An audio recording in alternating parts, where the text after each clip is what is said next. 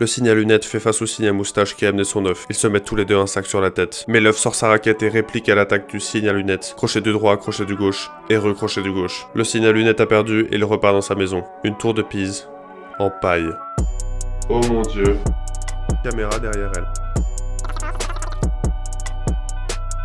Bienvenue dans la troisième partie de la trilogie, 7 jours intenses pour améliorer sa mémoire. Aujourd'hui on fait la mémoire verbale, donc on va apprendre le plus de Ainsi parlait Zarathustra qu'on peut, en commençant par le début. On va aussi comparer mes tests de mémoire verbale au début et à la fin de la semaine. Et en plus, comme dans les deux précédentes vidéos, je vous ai gardé un petit bonus pour la fin. Si vous les avez pas vus, n'hésitez pas à aller les voir d'abord, pour pouvoir comprendre en quoi consistent tous ces défis. C'est parti pour le premier test. Essayons verbal new. Ah d'accord, ok. On a une liste de mots, il faut dire si on les a déjà vus ou pas. Et vous avez 3 vies, live 3, parce que vous avez le droit de vous tromper que 3 fois. On est déjà à 50, et j'ai pas perdu une seule vie, je suis assez content. Mediatively, j'ai jamais vu ce mot de ma vie entière, donc peu de chance que je l'ai vu là. Oui, on a fait 100. Earliness, debilitate. On avait vu debilitate. Maintenant, il va falloir voir si on peut... Ah oui, mais je suis carrément hors du test en fait. Je suis un génie qui senior en verbal memory, selon cette courbe, mais il y a forcément moyen d'encore améliorer ça. Alors, on est maintenant au challenge du livre, c'est-à-dire apprendre le plus qu'on peut du livre Ainsi parlait Zarathustra de Nietzsche. Mais on est déjà le deuxième jour et je l'ai même pas ouvert hier parce que j'ai fait plein de recherches sur internet sur comment apprendre des textes par cœur avec des techniques mémorielles. Donc il nous reste moins de 24 heures pour apprendre le plus qu'on peut par cœur. Je vais essayer de viser au moins 1 ou 2 pages, mais je me suis rendu compte de quelque chose, c'est qu'en fait, quand vous apprenez un livre par cœur, vous pouvez pas juste apprendre le sens de ce qui se passe. Vous devez apprendre chaque mot, parce que vous pouvez pas vous tromper ne serait-ce que sur un mot. Quand Zarathustra eut atteint l'âge de 30 ans, il quitta son pays natal et le lac de son pays et alla dans les montagnes. Mon image mentale, ça peut pas être juste Zarathustra qui a un 30 marqué sur son t-shirt pour ses 30 ans et qui sort de son pays natal pour aller dans une montagne, parce que je me souviendrai pas parfaitement de tous les mots. En fait, il faut se créer des images mentales pour quasiment tous les mots. Zarathustra dans la ville de Caen, qui eut atteint, donc il essaye d'atteindre le 30, un grand 30 qui est marqué du bout de doigt, et il y a un U juste au-dessus du 30. Alors on va essayer d'aller le plus loin possible. J'ai jamais utilisé des techniques mémorielles comme ça, à part juste avec Pi, là, je viens d'apprendre, et c'est assez intéressant. Comme je disais la dernière fois, ça coûte beaucoup d'énergie mentale sur le moment, parce que ça demande de la créativité, mais quand les images elles sont rentrées, c'est instantané. 3,14, 15, 92, 65, 35, enfin bref, vous m'avez compris. Apprendre un texte, c'est très dur. Je pensais que j'y arriverais plus ou moins bien, et là c'est un échec total. Je pense que le problème c'est que on a l'habitude de se concentrer sur le sens, et pas sur chaque mot. Tu veux qu'on va retenir le sens de chaque phrase, mais jamais la formulation parfaite. Bon, je vais quand même faire un essai. Quand Zarathustra eut atteint l'âge de 30 ans.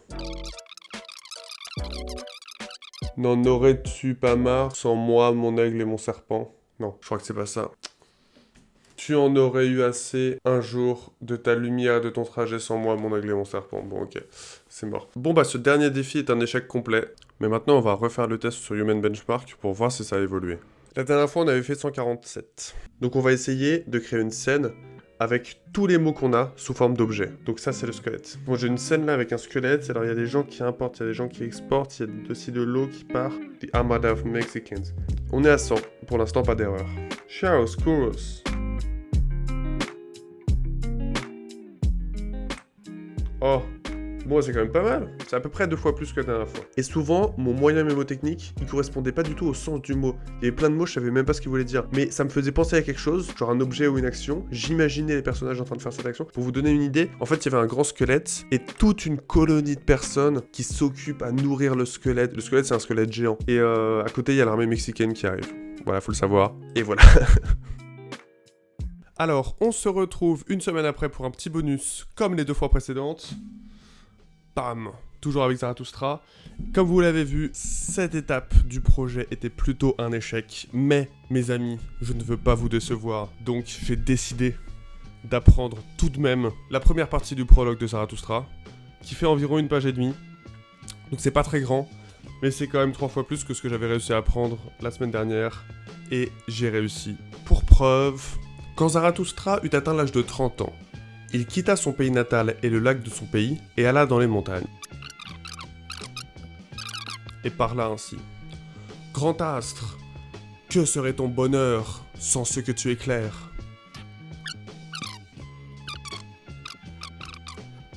Vois, je suis là de ma sagesse, comme l'abeille qui a butiné trop de miel. J'ai besoin des mains qui se tendent.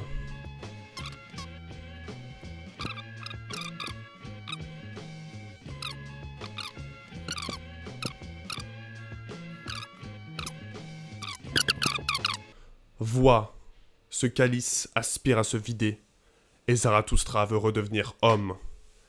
Ainsi commença le déclin de Zarathustra. Eh bien, ce n'était point facile, mais je vais vous expliquer comment j'ai fait. En fait, je me suis rendu compte que la première fois que je l'avais appris, j'avais un petit peu abandonné sur le fait de vraiment tout transformer en symbole et en image dans ma tête. J'avais fait ça pour le début, comme je vous l'avais montré, mais au bout d'un moment, c'était tellement compliqué pour juste une petite phrase d'inventer tout un tas de symboles, tout un tas d'images, que en fait j'essayais de retenir les mots tels quels, et encore une fois, quand on essaye de retenir les mots tels quels, ça devient du bourrage de crâne, et c'est pas intéressant et on n'a pas envie de le faire. Donc là, ce que j'ai fait, c'est que j'ai vraiment tout transformé en histoire, même si ça n'a pas grand rapport avec l'histoire de Zarathustra, et au fur et à mesure, ça revenait. Donc n'hésitez pas à aller voir les 2 autres vidéos, qui vous apprendront des techniques mémorielles du même style, mais pour les nombres et pour les formes. Et vous verrez, cette fois, ça a mieux marché. Et surtout, testez au moins une de ces techniques.